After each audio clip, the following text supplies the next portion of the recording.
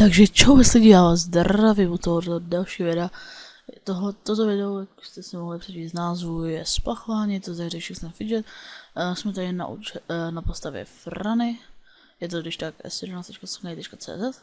No a my už si to jdeme spláchnout, doufám, že nám padne něco dobrého. Protože už mi dlouho něco dobrého nepadlo. Takže můžete vidět, že jsem si 50 ze 750. Co je to? Můžu vyhodit. Tak asi jakože jenom tak pro štěstí jsem dám zbraň.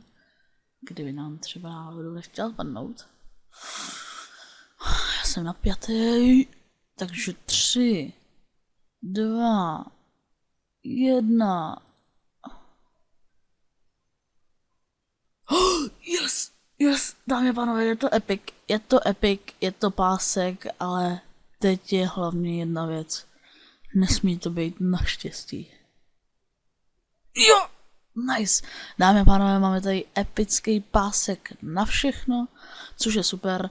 Jsem tak šťastný, že to není na to podělaný štěstí, protože úplně nesnáším, když mi padne epic ze záchoda je na štěstí. Takže si ho hnedka nasadíme a tady máme věc pro magického Marečka, což je úplně parádní, takže jsem šťastný z tohoto spachování, dopadlo úspěšně.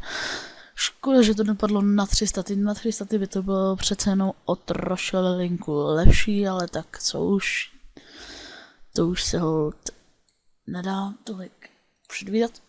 Já si tady akorát dám od spodu. No. Takže já doufám, že se vám toto spachování líbilo, padl nám krásný epický pásek. Ukaž se, tak, ty krásný epický pásek.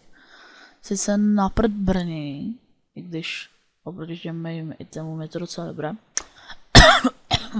Škoda, že teda nebylo na 300, je na všechno, ale tak to nevadí. Doufám, že se vám video líbilo a budu se těšit u dalšího nějakého videa, takže čus.